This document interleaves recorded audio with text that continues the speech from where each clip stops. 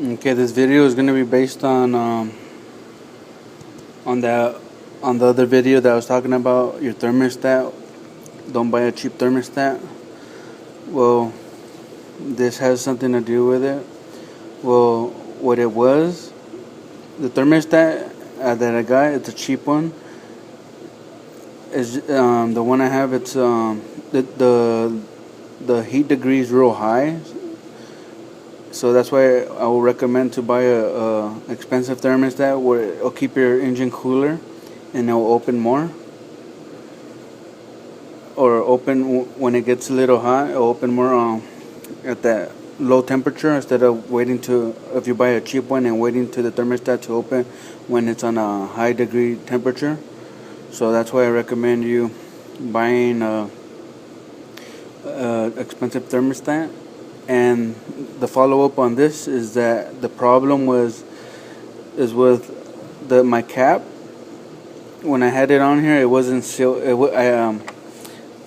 I forgot that I didn't tighten it. I didn't tighten it tight enough.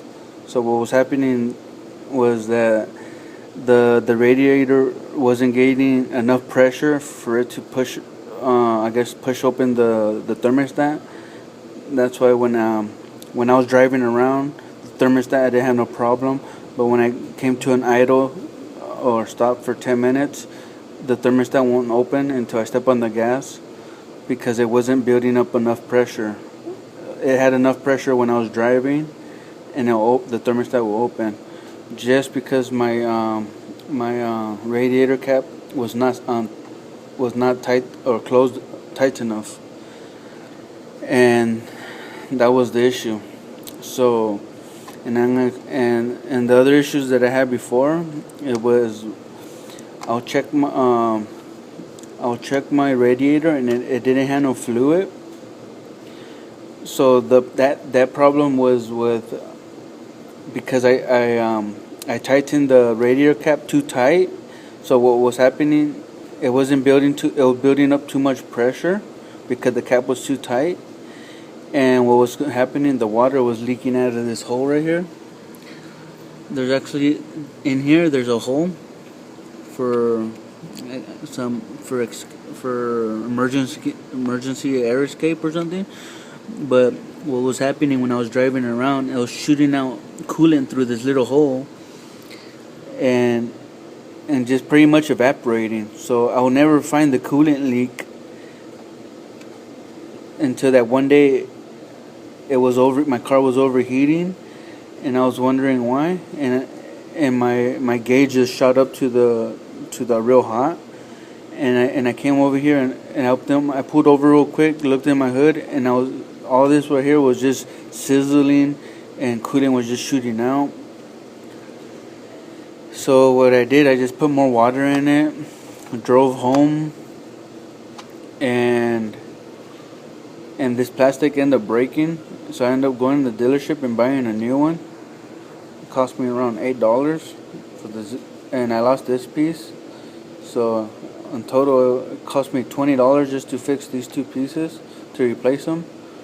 So just make sure you maintain yours and just don't lose your stuff because it's real expensive to replace. And another thing I'm going to talk about is just your radiator cap. Pretty much this radiator cap works like this. So the water will go in here. This moves up and down. Watch.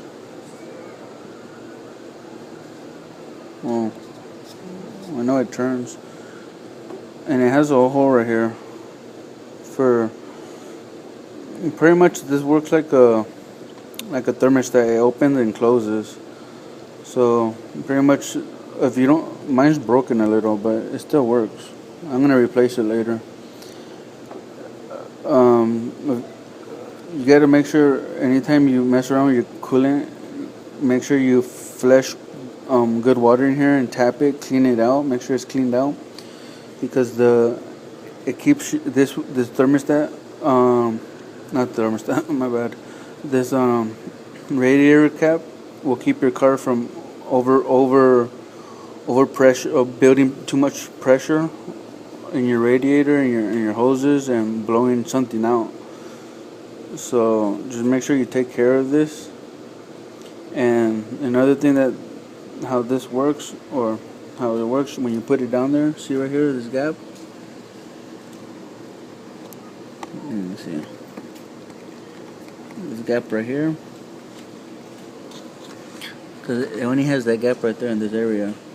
So pretty much when this cap is on there, it'll release air from on the top of here, and just release air out of here. So this thermostat will be set, or not thermostat, my bad, I keep on calling it thermostat.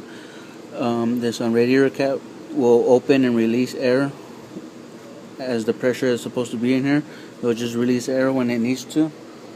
So you won't have too much PSIs of air pressure going through your hoses and your engine and all that. So if you have it too tight, it will not work. If you have it too loose, it will not work. So you have to have it closed properly. And the only way that I figured out how to close it properly, just say before you ever mess with your radiator cap, the best thing to do is to get a marker and mark it in place, so you will always remember it. If you haven't done that, oh, sorry about that. I had to cut this video on too, because when you have the iPhone recording, when people call you, it cuts off the video. So I'm gonna just add these two videos into one.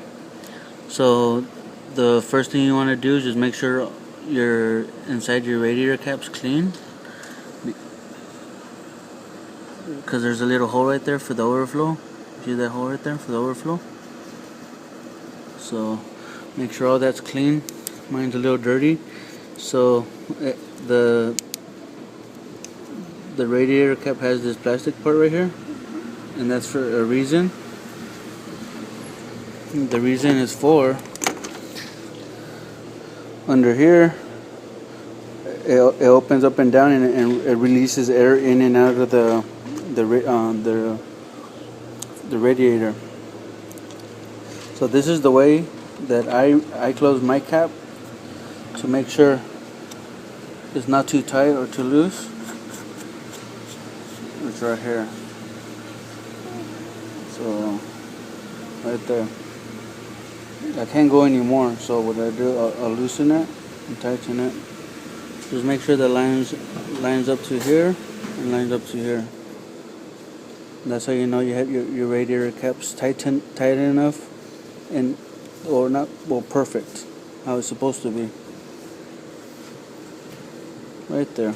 That's how I line mine up. And this, don't tighten it too much. Just keep it as a cross right here.